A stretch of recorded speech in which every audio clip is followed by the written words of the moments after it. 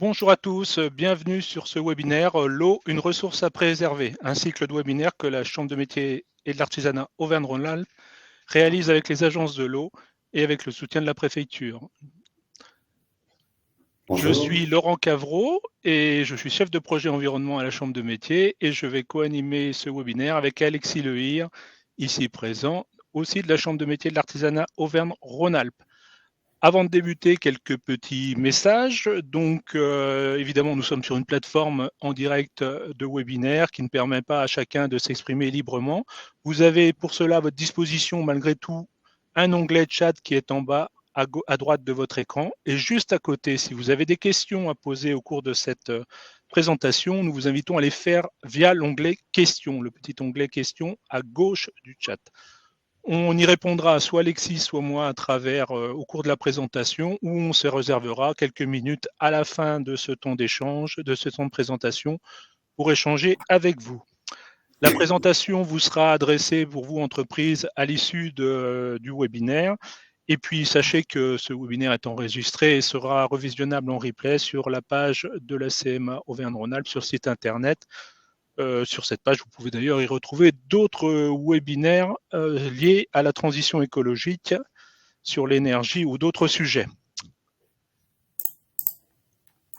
Pourquoi parler d'eau aujourd'hui et au lendemain, si vous êtes sur la région Auvergne-Rhône-Alpes, d'un dimanche plutôt pluvieux? C'est un petit peu la difficulté en ce moment de parler d'un sujet de sobriété hydrique quand on voit les semaines écoulées qui ne permettaient pas de dire qu'il y avait un problème eau, mais on se retrouve en effet face à une situation où l'eau devient de plus en plus une ressource difficile et dont on se rend compte qu'elle devra être gérée, mieux gérée dans les mois à venir, dans les années à venir. Ce petit graphique vous permet de voir une situation des nappes phréatiques, auxquelles la majorité servent évidemment à l'alimentation en eau potable, et vous avez une situation plutôt satisfaisante sur la droite au 1er février 2024, où les nappes étaient quand même plutôt au niveau national en bonne situation, même si on peut constater quand même que sur la région Auvergne-Rhône-Alpes et plus largement sur le Grand Quart Sud-Est, la situation était loin d'être satisfaisante il y a un peu plus d'un mois. Et puis en effet, sur la gauche, on peut le constater, et l'actualité nous le démontre assez souvent, les années se suivent et se ressemblent avec des années de plus en plus chaudes et une eau qui devient de plus en plus hétérogène en matière de précipitation. À noter que la Drôme, l'Isère et l'Ardèche sont des départements sur notre région particulièrement concernés par les risques de sécheresse à venir.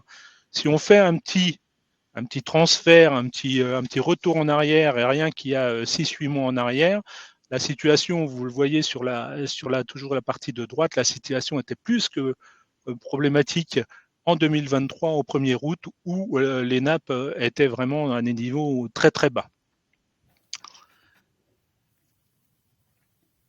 Si on remonte encore un petit peu en arrière, l'année 2022, et on l'a vu tout à l'heure, année la plus chaude, beaucoup de communes étaient en situation assez tendue, voire en rupture d'alimentation en eau potable.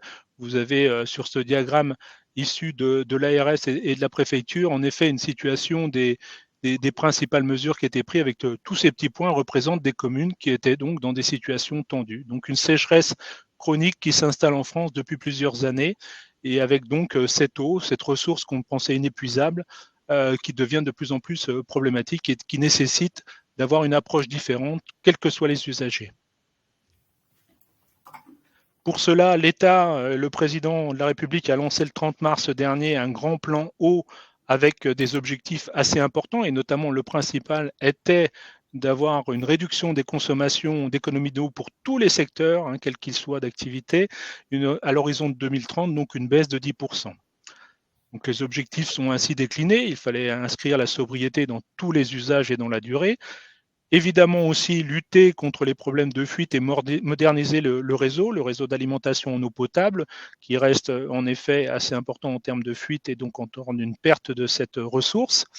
Investir massivement dans la réutilisation des eaux usées, et on sait qu'en France, il y a certains retards concernant la réutilisation des eaux usées pour certains usages et pas forcément sur tous les usages.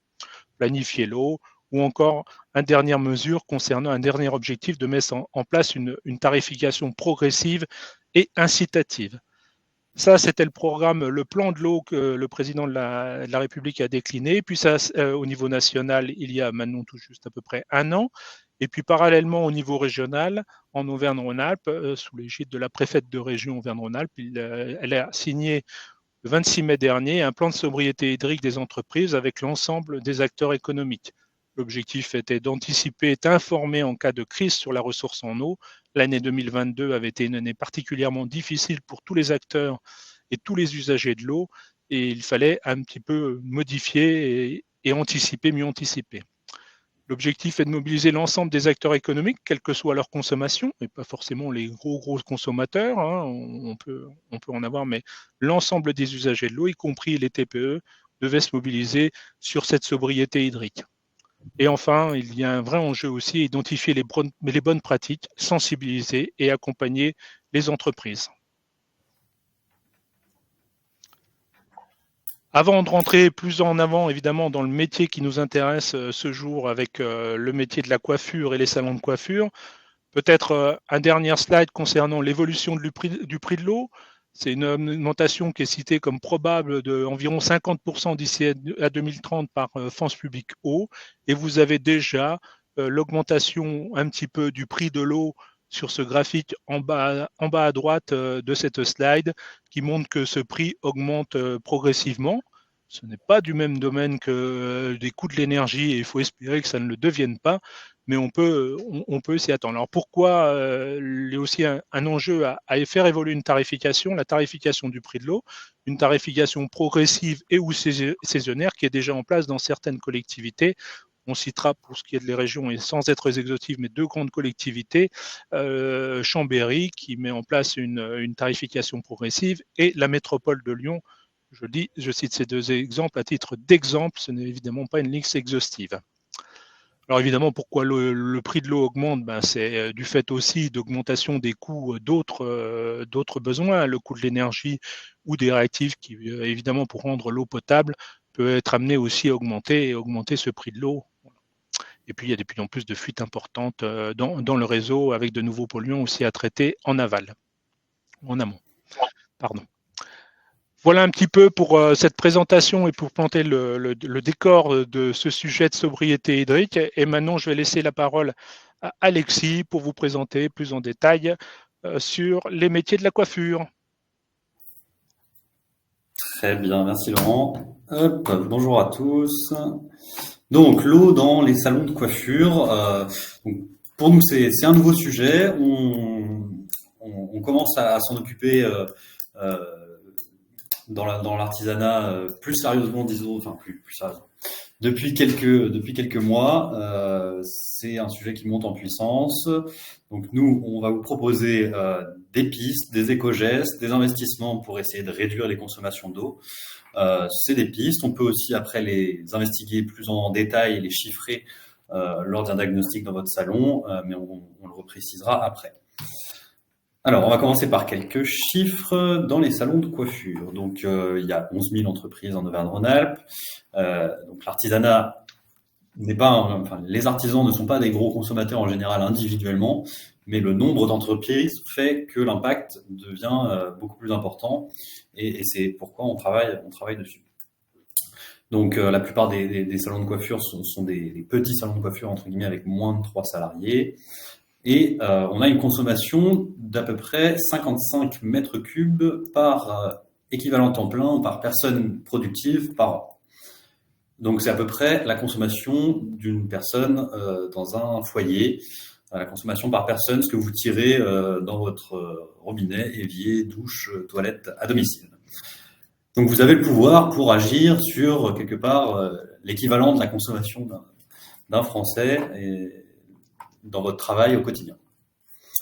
Le coût, en moyenne, c'est 4,30 € le mètre cube aujourd'hui, mais c'est amené à augmenter comme on a vu juste avant avec Laurent. C'est un coût qui, on le verra juste après, doit s'ajouter au coût de l'énergie, puisque souvent on utilise de l'eau chaude, et on verra pourquoi c'est important. Donc, dans un salon de coiffure, on a surtout une utilisation du bac à shampoing et de tout ce qui est fait en termes de technique à ce niveau-là. une bonne partie de machines à laver, puisque c'est le second poste de consommation dans les salons de coiffure, et 15% on a mis sur les autres usages, donc ce sont les sanitaires, le nettoyage des outils, le nettoyage des locaux, etc. Oups, pardon. Donc la production d'eau chaude. La production d'eau chaude. Nous avions un petit sondage, Alexis. Ah, pardon, nous avions un petit sondage tout de suite, autant pour moi. Donc on va essayer de vous poser une question sur le prix de l'eau. Sur le prix de l'eau. Est-ce que vous avez connaissance de votre prix de l'eau? Alors normalement, un petit pop-up va apparaître sur votre... Voilà, donc je retente et je ne sais pas s'il apparaît. Faites-moi, Alexis, je ne sais pas. Le prix de l'eau, voilà, c'est ça. Oui, choisir une option. Sinon, nous allons continuer, voir les résultats. Voilà. Est-ce que vous avez... Attends, non, ça a marché là? Non, ça a marché. Ça a marché. Ah, donc, non. C'est pas bon, ça n'a pas marché. Bon, on va passer. Un petit problème avec le sondage. Allez, continuons, Alexis. Ok, autant pour moi. Donc, on continue sur le prix de l'eau chaude. Donc, 1 mètre cube d'eau froide, on a vu, c'est aux alentours de 4 euros, en arrondi. Pour le chauffer, par contre, on est en moyenne à 13 euros. Donc, ce qui fait quand même une multiplication par quasiment 4 du prix de base de l'eau. Ça peut aller de 10 euros si vous avez vraiment un coût de l'électricité qui est très faible et un moyen de chauffage qui est optimal dans son fonctionnement et dans son efficacité. Ça peut aller jusqu'à 20 euros si vous avez un système de production d'eau chaude sanitaire qui est vieillissant et un prix de l'électricité qui est assez élevé. Donc, les économies qui peuvent être générées sont quand même importantes sur ce flux de l'eau qui est intimement lié au flux de l'énergie dans les entreprises de coiffure, puisque on utilise à peu près exclusivement de l'eau chaude, sauf peut-être pour le lavage des mains et les sanitaires. On va parler un petit peu également de rejets. Donc, les rejets dans les salons de coiffure contiennent plusieurs substances qui peuvent être toxiques, qui peuvent être des métaux lourds, des substances parfois corrosives et des petits déchets organiques de vos clients. Donc ces choses-là, ça peut avoir un impact sur le réseau, les stations d'épuration, etc. Mais c'est surtout les composés des produits capillaires qui peuvent présenter un risque pour la santé en cas d'exposition régulière, notamment des salariés. Donc on ne peut que vous conseiller d'aller vers des produits plus simples et plus naturels, tout en sachant que c'est une demande qui augmente aussi dans les attentes des consommateurs, d'après notamment des études récentes, par exemple du cabinet EY, qui fait une étude sur les attentes par rapport au développement durable du point de vue des consommateurs par rapport aux entreprises, et qui montre que voilà, ces considérations sont en hausse permanente. Donc, on va se demander comment agir sur chacun des postes de consommation qu'on a vus. Comment est-ce qu'on peut essayer de faire un petit peu mieux? Alors, la première chose, c'est de connaître ses consommations. Alors, vous avez peut-être déjà regardé votre compteur d'eau à l'occasion d'une fuite ou d'une petite inondation, ou peut-être juste parce que vous surveillez votre consommation. Et c'est un bon réflexe. C'est important de pouvoir suivre ses consommations, et notamment en fonction de l'activité, pour détecter soit des mauvaises pratiques, soit une fuite, soit voilà, un petit relâchement, disons, du point de vue des efforts d'économie. Donc voilà, il faut savoir aussi que la facture, elle est composée de 3 parts. Ces 3 parts-là sont liées à la consommation, au volume que vous consommez, et il y a une petite part d'abonnement aussi, qui, comme pour l'électricité, qui ne bouge pas chaque mois. Voilà, donc pour la détection des surconsommations, c'est important parce qu'une petite fuite peut coûter beaucoup d'argent. Un petit goutte à goutte, ça peut être autour des 200 euros par an. Un mince filet d'eau qui coule, mais on ne le voit pas toujours, c'est quand même autour des 500 € par an. Donc, pour faire une recherche de fuite, de temps en temps, ça mange pas de pain de juste relever le compteur avant de partir le week-end, quand vous fermez, et vous relevez le compteur à votre retour au salon en début de semaine. S'il a bougé, c'est qu'il y a une fuite quelque part, ou que voilà, c'est qu'il y a probablement une fuite quelque part. Surtout s'il a bougé de manière notable. Si le chiffre s'est décalé un tout petit peu, peut-être que ce n'est pas une fuite. Le détartrage, l'entretien des équipements, ça c'est quelque chose qui est important à faire. Vous le faites déjà probablement d'ailleurs sur vos douchettes. Mais sur les équipements et notamment le chauffe-eau, c'est quelque chose qui peut générer des surconsommations électriques de l'ordre de 30% quand c'est très entartré. Donc ça peut se ressentir aussi sur la facture de manière importante. Et de manière indirecte, ça prolonge la durée de vie des équipements, donc ça vous évite de les changer plus souvent. Donc voilà, l'entretien des équipements et la recharge de fuite, c'est les premières petites choses qu'on peut mettre en place pour commencer à prendre soin de ces équipements et à réduire les consommations. Donc maintenant, on va passer au bac à shampoing. Donc le bac à shampoing, vous avez peut-être entendu parler de ces nouvelles douchettes de diverses marques qui sont sorties récemment, qui ont certes un coût d'investissement initial qui peut paraître élevé, mais qui réduisent de manière significative les consommations. Donc, c'est des douchettes qui sont autour des 3 litres minute. C'est vraiment une progression par rapport aux douchettes classiques qu'on voit le modèle le plus à gauche des 3 douchettes. Il y a vraiment une progression importante de ce côté-là, et sachant que c'est votre plus gros poste de consommation, voilà, c'est une piste très intéressante et on ne peut que vous recommander de le faire. Ça peut apporter en plus d'autres bénéfices suite à la rencontre avec des coiffeurs, c'est que si on a des petits manques de pression de temps en temps quand on a une utilisation simultanée de plusieurs bacs, l'installation de ce genre de douchette permet d'avoir une pression constante sur tous les bacs. Une pression en tout cas bien améliorée et suffisante pour vos besoins. Sur les autres points d'eau, on peut toujours aussi des réducteurs de débit hydroéconomes. Alors pareil, vous en avez peut-être déjà sur vos robinets, qui sont probablement autour des 5 litres minute, mais aujourd'hui on fait aussi des réducteurs de débit proches des 2 litres minute qui sont amplement suffisants pour le lavage des mains. On les a testés nous-mêmes. Donc pour le lavage des mains, par exemple dans les toilettes, ou pour le rinçage de vos outils et des bols de couleur, c'est quelque chose qui peut être largement suffisant et qui peut diminuer diviser quasiment par deux la consommation de vos robinets.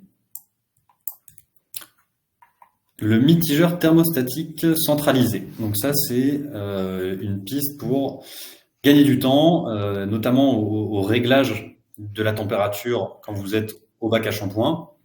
Si vous êtes obligé de garder la douchette dans la main et de régler doucement, de sentir la température pour plusieurs fois pendant que vous faites un shampoing, c'est quelque chose qui peut permettre d'éviter ce genre de désagréments, éviter que vos clients aient de l'eau trop froide ou trop chaude sur la tête, et donc d'économiser aussi pendant ce temps-là, l'eau coule et l'énergie pour chauffer l'eau coule avec.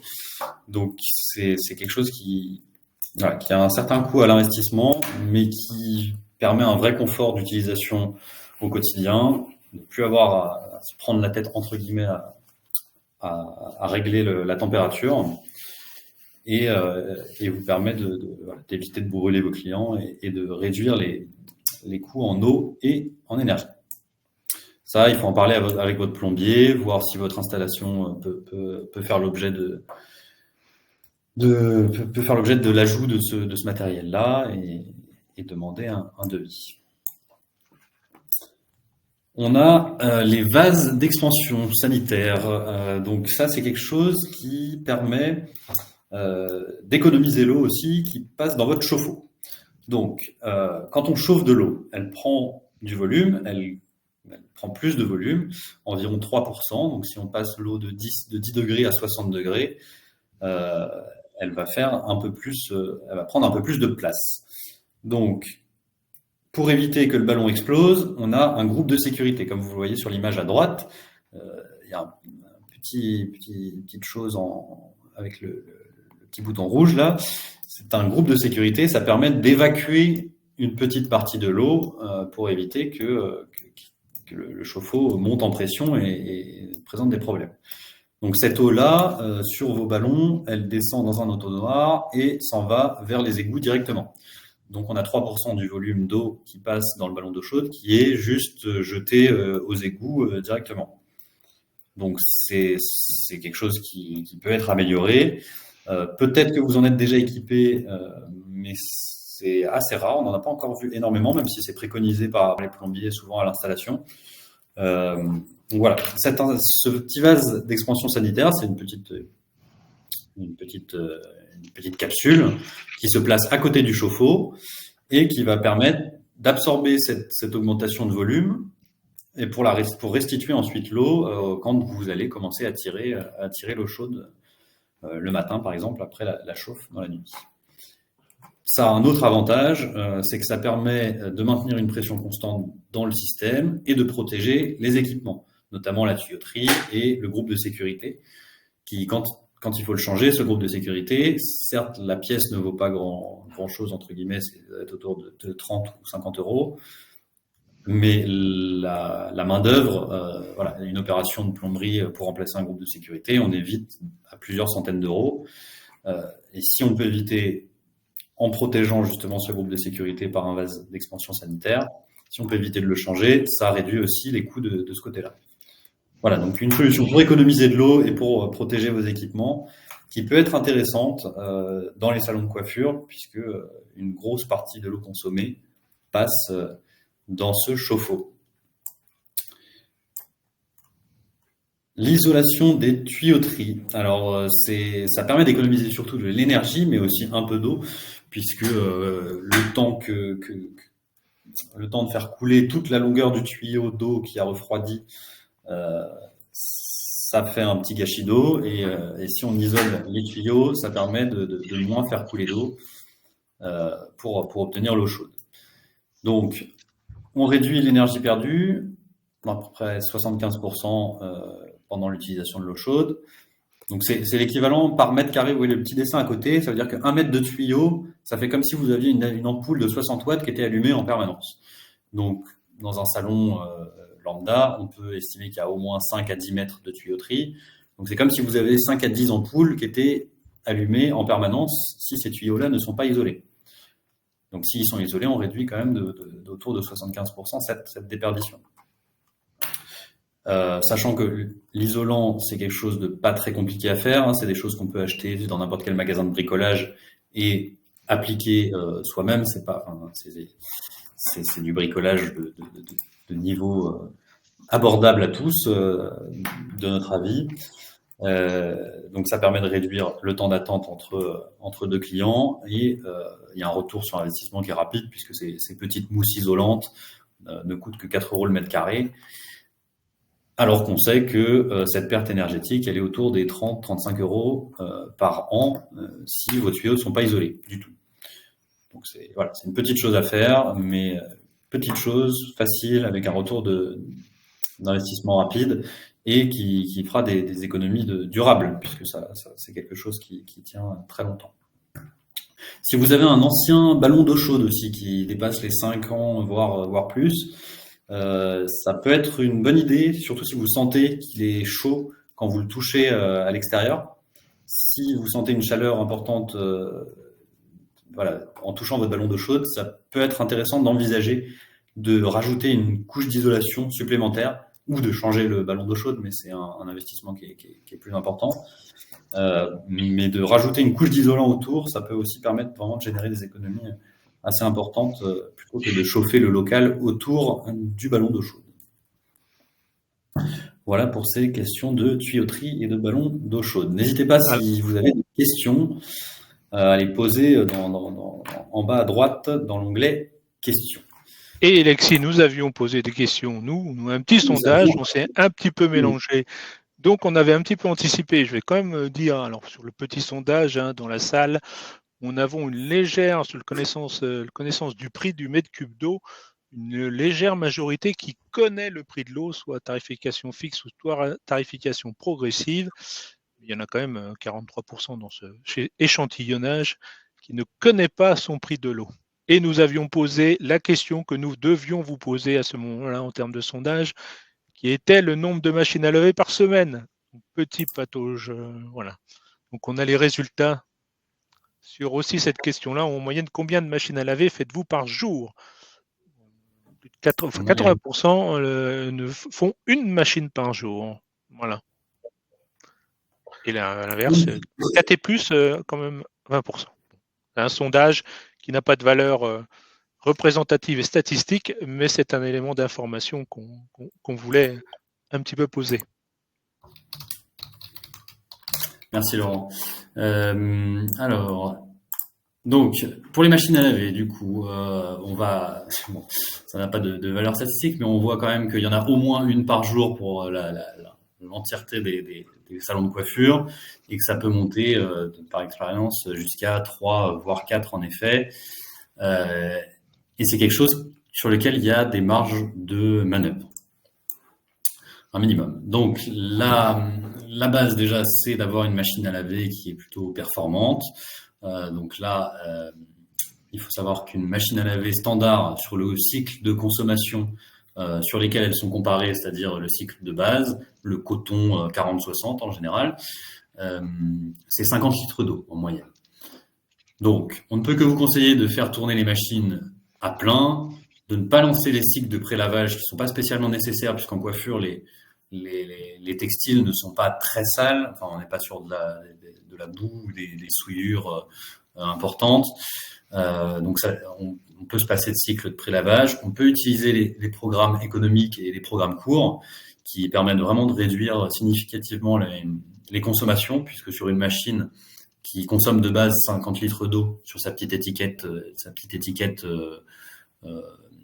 l'étiquette énergie et consommation d'eau qu'on trouve dans les magasins. Si c'est marqué 50 litres d'eau, c'est le programme de base. Mais le programme court est souvent autour des 30 litres d'eau. Et donc, c'est quelque chose qui permet de générer une économie importante, mais encore faut-il le savoir et savoir quel programme utiliser. Donc, réduire la température de lavage, si possible. Là, c'est plutôt pour le côté énergie, où on gagne en consommation. Pour avoir un petit ordre de grandeur en tête, il faut savoir qu'une machine A consomme 2 fois moins d'énergie qu'une machine E. Pour l'eau, malheureusement, il n'y a pas encore d'échelle comme ça avec des petits A, B, C, D, E, F, G. Mais globalement, il faut chercher des machines qui sont quand même en dessous les 50 litres d'eau. Et après, il ne faut pas hésiter à les regarder dans la documentation technique de la machine, dans la notice de la machine, où ces choses-là sont détaillées. Pour chaque programme, il y a la quantité d'énergie et la quantité d'eau nécessaire pour chaque programme qui est inscrite. Donc, n'hésitez pas à faire un petit tour dans la notice de machine à laver pour optimiser tout ça. Puisque de passer de 50 litres d'eau à 30 litres d'eau, on est sur une économie quand même substantielle. Donc, qu'est-ce qu'on met dans la machine à laver? Dans les salons de coiffure, on met surtout les capes de coiffure et les serviettes pour essuyer la tête, l'eau et puis les colorations des clients. Donc, il y a des petites techniques aussi, des petites choses à savoir sur ce côté-là, notamment l'existence des capes avec des cols en silicone. Alors ça, c'est des capes qu'on peut trouver dans plusieurs marques, avec un petit col qui est étanche et qui permet d'éviter toute coulure d'eau ou de produits capillaires dans le col des clients. Donc, ces choses-là, ça permet d'éviter l'utilisation d'une serviette, puisque traditionnellement, on mettait une serviette en tour du cou, bourrée entre guillemets dans le col du client pour éviter d'avoir de l'eau qui coule. Ça permet d'éviter l'utilisation de cette serviette-là et potentiellement de diviser par 2 le nombre de serviettes utilisées par client pour des coupes classiques. Après, oui, sur des colorations, on peut utiliser plus de serviettes et on en est conscient. Mais ça permet quand même déjà de réduire significativement le nombre de serviettes utilisées par jour, donc leur usure et donc le nombre de machines à laver aussi qu'on fait chaque jour. On a de très bons retours d'expérience sur ce genre de matériel qui permet de gagner du temps et de faire des économies. On a aussi donc les serviettes. Pareil sur les serviettes, on peut essayer de trouver des petites marges de manœuvre. Par exemple, l'utilisation de serviettes en microfibre, c'est des serviettes qui commencent à être courantes maintenant, mais qui l'étaient beaucoup moins il y a quelques années. Ces serviettes-là, elles ont un intérêt parce qu'elles réduisent le besoin en eau pour le nettoyage. Par exemple, souvent on a des machines à laver qui pèsent le linge avant de lancer le cycle pour savoir combien d'eau elles vont mettre dedans. Elles adaptent la quantité d'eau en fonction du poids de linge. Sachant que ces serviettes-là sont plus légères au mètre carré, ça permet d'en mettre un peu plus dans la machine et d'utiliser moins d'eau aussi pour le cycle de lavage.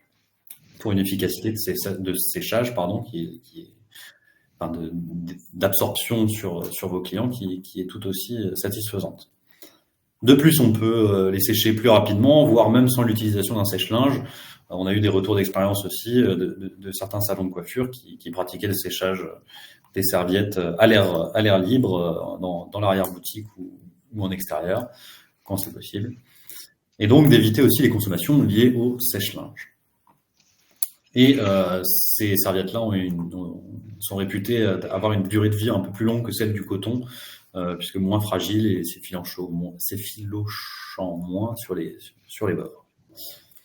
Voilà, c'est des petites choses, mais pour le poste de la machine à laver, si on combine tout ça, on peut arriver à réduire quand même significativement les coûts liés à l'eau, à l'énergie et au temps qu'on passe aussi à s'occuper de tout ça. Donc, on va parler un petit peu des produits capillaires et de nettoyage, puisque c'est des choses que vous utilisez au quotidien. Donc, au niveau des produits capillaires, alors on sait bien qu'il y a diverses qualités, diverses caractéristiques auxquelles vous faites attention pour le choix des produits capillaires. Mais nous, on va vous parler plutôt de la partie environnement et santé. Donc pour éviter d'avoir des rejets qui sont trop polluants et de protéger aussi la santé évidemment des clients et des collaborateurs, autant essayer de privilégier des produits qui sont éco-labellisés. Alors qu'est-ce qu'on entend par éco-labellisé? C'est notamment un des 4 labels qu'on voit à droite, que sont les labels NF Environnement, l'écolabel européen, le label EcoCert et le label Nature et Progrès qui est aussi très exigeant. Ça garantit que le produit a été testé pour son innocuité et garantit sa biodégradabilité. Faites attention, nous on vous en propose 4 qui sont connus et reconnus pour leur sérieux. Attention, beaucoup de marques aussi font leur propre label où elles ne sont pas vérifiées par une tierce personne ou pas par une tierce entreprise. Donc des fois ça peut être un petit peu du marketing, quoi. Alors que ces labels-là sont vérifiés par des indépendants et garantissent une neutralité dans l'analyse du produit. Donc, comme je vous disais tout à l'heure, il y a une part grandissante des Français qui expriment un intérêt marqué pour les produits capillaires, naturels, bio, végétaux. C'est des choses qui sont en train de prendre de plus en plus de place. Et donc, on ne peut que vous suggérer d'y penser, pourquoi pas de le proposer, sans forcément tout remplacer tout de suite, mais au moins de proposer une alternative à vos clients qui souhaitent éviter peut-être quelques produits comme les parabènes, les silicones, les sulfates et autres conservateurs et émulsifiants. Voilà. Donc, pour les produits capillaires, on a quelques labels qui peuvent être utiles. Ces labels-là, on les retrouve aussi, c'est ce qui est facile pour le coup, c'est que pour les produits de nettoyage, on a aussi ces labels qui proposent une sélection de produits certifiés et testés pour leur innocuité et leur biodégradabilité. Donc, pour le nettoyage du salon, que vous le fassiez tous les jours, tous les 2 jours ou toutes les semaines, on peut que vous proposer, vous inciter à utiliser des produits simples, hein, les vieilles recettes de grand-mère, entre guillemets, qui ont toujours marché à base de vinaigre, de bicarbonate et pourquoi pas d'acide citrique. Pour les bacs à shampoing, de l'acide citrique simplement avec une éponge et des gants. L'acide citrique, c'est celle qu'il y a dans le citron, hein, donc il n'y a rien de très très dangereux. Et c'est très très efficace pour laver les bacs à shampoing et toutes les faïences que vous pouvez avoir dans vos salons. On parle aussi de lingettes microfibres. Alors, si vous faites un nettoyage, par exemple, à la serpillière de vos salons régulièrement, peut-être tous les jours, vous pourriez envisager un jour sur 2, par exemple, de remplacer ce nettoyage à grande eau par des lingettes microfibres qui sont légèrement humidifiées. Je vous laisserai aller voir en ligne. Il y a notamment des CHU, donc des centres hospitaliers universitaires, qui utilisent cette technique-là pour désinfecter leur sol et qui obtiennent des résultats très, très satisfaisants, voire plus satisfaisants qu'avec leurs anciennes serpillières couplées à un seau d'eau chaude. Voilà, donc c'est une solution qui peut aussi être intéressante pour réduire un peu les consommations en eau. Enfin, pour le nettoyage des outils, il y a des solutions qui existent aujourd'hui qui permettent la désinfection à l'aide d'ultraviolet des outils. Donc ça peut être des boîtes qui sont déjà équipées avec tous les instruments dedans, ou des boîtes dans lesquelles on va placer en fin de journée ces outils, ou entre chaque client. Ça permet d'éviter de les rincer à chaque fois. Ça évite pas de devoir les laver d'une fois de temps en temps, mais voilà, ça permet de les désinfecter entre chaque client sans utiliser d'eau, et donc de garantir une sécurité sanitaire et d'éviter des consommations d'eau non nécessaires. Voilà, à savoir que ces logos-là, ils sont aussi valables pour la lessive que vous utilisez dans vos lave-linges. Ils sont aussi valables pour les produits textiles. Donc, si vous choisissez des serviettes, vous pouvez aussi les choisir éco-labellisées pour essayer de favoriser les entreprises qui proposent des produits plus respectueux de l'environnement. Voilà pour les produits de nettoyage. Et on va finir par quelques petits éco-gestes, des choses qui coûtent rien, mais qui peuvent commencer à faire la différence sur vos consommations d'eau. Donc, la première chose, c'est de sensibiliser vos employés. Si aujourd'hui vous êtes à ce webinaire, eux n'y sont pas. Donc, n'hésitez pas à leur transmettre, à leur expliquer vos règles et vos objectifs concernant les consommations d'eau et autres économies. Si vous ne leur dites pas, ils ne peuvent pas le faire. On peut diminuer également la température des shampoings en été. Alors, c'est peut-être quelque chose que vous pratiquez déjà, mais c'est pas dérangeant, en tout cas du point de vue de beaucoup de personnes avec qui j'ai échangé, d'avoir une eau un peu plus fraîche l'été. C'est même plutôt agréable. Et d'envisager une tarification séparée, shampoing et coupe. Excusez-nous pour le E qui manque à coupe. Donc ça, alors on est conscient que ça peut vous obliger peut-être le shampoing pour des questions sanitaires, ou vous souhaitez aussi réaliser une plus-value, une marge sur cette opération-là, mais proposer une tarification séparée, shampoing et coupe, peut aussi intéresser certains clients et fidéliser un type de clientèle sensible à ces aspects-là. Voilà, donc ces actions, c'est plutôt gratuit, c'est gratuit et peu coûteux, et ça peut permettre de réaliser aussi des économies sur votre consommation d'eau. Voilà, donc sachez que la CMA est là pour vous aider, qu'on est disponible sur tout le territoire de l'Auvergne-Rhône-Alpes pour venir notamment sur le sujet eau, vous proposer une intervention dans vos salons pour étudier les consommations poste par poste. Donc là, on estime ensemble, en se posant des questions par rapport à vos habitudes, les quantités sur chaque poste. vous proposez des actions d'économie chiffrées, donc qui sont basées notamment sur quelques solutions qu'on vous a présentées précédemment, mais là on vous chiffre tout ça avec des temps de retour sur investissement et des euros. On vous propose également, si jamais vous avez des projets, de vous accompagner dans le montage dans le montage du dossier d'aide, pardon, pour ces projets d'économie d'eau. Voilà. Sachez que cette prestation, elle est totalement prise en charge par les agences de l'eau et par la Chambre de métier et de l'artisanat, et qu'il n'y a du coup aucun reste à charge pour vous, et qu'on est tout disposé à venir faire ce diagnostic pour vous aider à réduire vos consommations d'eau. Voilà. Je passe la parole à Laurent. Dans la continuité, évidemment, de ce sujet eau, on voulait aussi vous préciser qu'en matière d'environnement et de transition écologique, le réseau de la chambre de métier et d'artisanat Auvergne-Rhône-Alpes est assez dense. Il y a plus d'une vingtaine de conseillers. Alors, la région est malheureusement grande aussi, avec un nombre d'entreprises assez conséquentes.